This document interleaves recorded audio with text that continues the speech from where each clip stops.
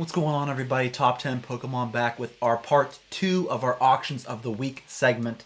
And in this part 2 video, we will be reviewing all of the, well, not all of them, but some of the most significant auctions from PWCC's monthly auction lot. Now, a lot of you have said in the comments about how you felt that this auction segment from PWCC was a disaster, things going for way less than they should have. So we're going to go over quite a few cards from the PWCC auction block. We're going to compare some of them to sales from other auction platforms like eBay and see if there really was a significant difference for a lot of these cards. Thank you all for tuning in. Be sure to give this video a thumbs up if you love auctions of the week, and I know that you do.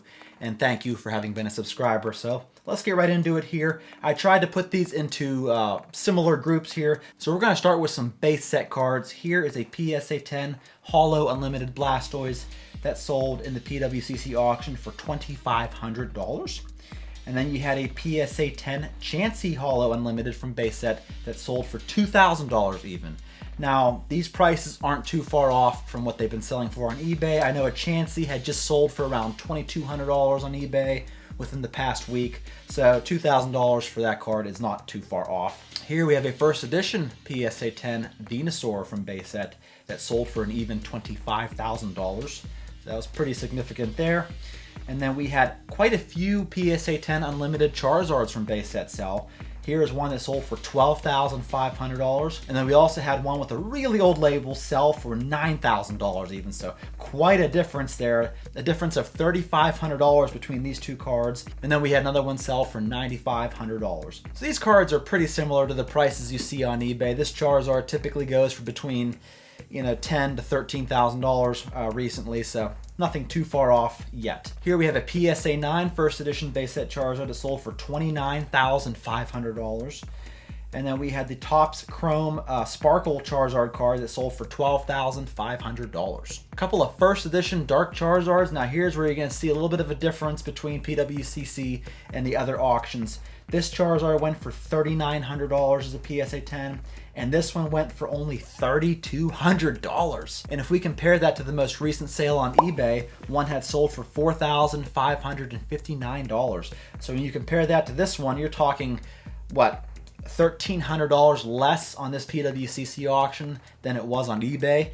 That's pretty significant there. Here is a Charizard Prism card from 1996 Japanese Bandai set that sold for $11,000 even. Here is a reverse foil Charizard from Legendary Collection. Heavy hitter, sold for $11,500. And then we had a first edition Blaine's Charizard Holo sell for $4,200. So that price there is not too shabby. That's where we've been seeing this card fall on eBay as well. Here's a Charizard Holo from EX Dragon that sold for $2,400. And then we had the Charizard Holo from Diamond and Pearl Secret Wonders that sold for $3,100.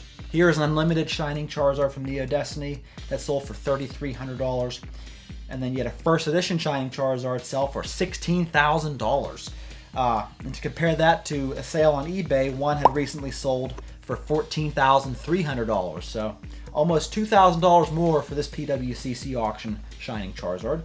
And then here we have the 2016 Japanese 20th Anniversary Charizard that sold as a Black Label BGS 10 for $6,000. We got a whole bunch of Shining cards that came through at PWCC. Here's the first edition Shining Mewtwo that sold for $3,900.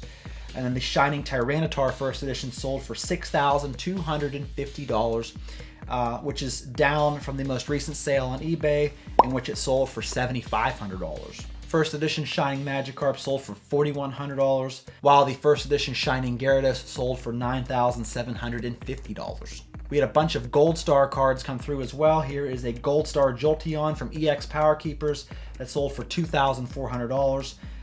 The Celebi Gold Star from EX Crystal Guardian sold for $2,200. The Regice Gold Star from EX Legend Maker sold for $2,200 as well.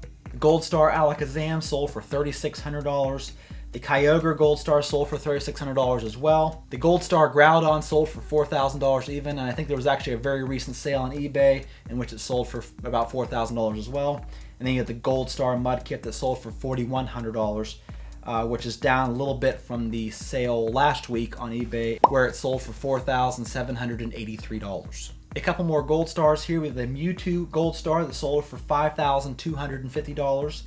The Pikachu gold star sold for $7,250. And then here was a Rayquaza gold star PSA 9 that sold for $8,250. And the most recent sale of this card on eBay, it went for $7,300. Here is probably my favorite gold star, the Gyarados gold star from EX Holon Phantoms that sold for $13,500. And lastly, for the gold star section here, we had the Torchic gold star that sold as a PSA 10 for $50,000. So, I mean, that's a pretty hefty price for this little chicken right here. The pop is so low for this card, you really can't find sales data anywhere else, so $50,000 may very well be a phenomenal price. It seems like a phenomenal price to me. What do y'all think of that? Here we have a bunch of sealed booster boxes. Here's a base 2 box that sold for $7,250.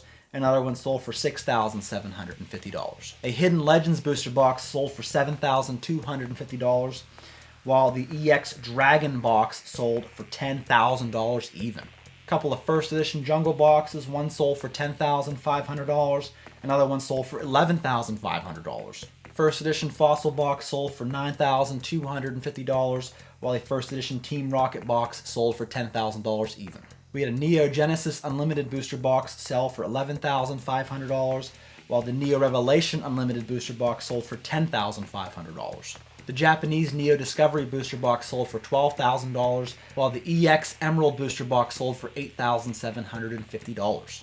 EX Ruby and Sapphire booster box sold for $8,000, and the EX Fire Red Leaf Green booster box sold for $13,500. Here we had a base set booster box sell for $18,000. Now this is a different variation from the usual unlimited base set booster boxes. This one had the Green Wing Charizard with one country code. However, it also had the Wizards wrap around it, so I think it's still considered an unlimited booster box, just a different variation. And then we had the EX Deoxys sealed booster box sell for $60,000. And this box is always going to command a premium because you have the potential of getting that Gold Star Rayquaza card. So this box will forever be above most others. A couple of Pikachu cards came through. Here's a 2015 Art Academy competition card that sold for $11,000 as a PSA 10. And then there was a 2002 E-Card sample Pikachu that sold in PSA 10 for $12,500. We had also seen a couple of very valuable Japanese cards. Here's a 2012 Black and White Battle Carnival Victory Cup second place trophy card that sold as a BGS 10 for $12,500. And then we also seen a 2010 Japanese promo Daisuke Club 8600 point card sell for $19,500 as a PSA 9. Here was a Japanese Shining Magikarp 600 point fan club promo card that sold for $30,000 as a PSA 10. And then lastly, for our auctions, we had a 2013 World Championship promo number 2 trainer in PSA 9 that sold for $65,000. So folks, my take on the PWCC auctions, it seemed like these cards weren't too far off for the most part of the usual auction prices. Some were higher, some were lower. Now the lower priced cards might have taken a hit, I'm not sure, I wasn't watching those. I always try to just pick out the most substantial auctions, so maybe this auction block hurt the lesser value cards, I'm not sure. Let me know what you thought. I know a lot of people really hate PWCC, and don't take their auctions seriously, and I understand why. So let me know what you thought of this auction block, folks. Thank you so much for checking out my video. That's all I got for you. I'll see you next time.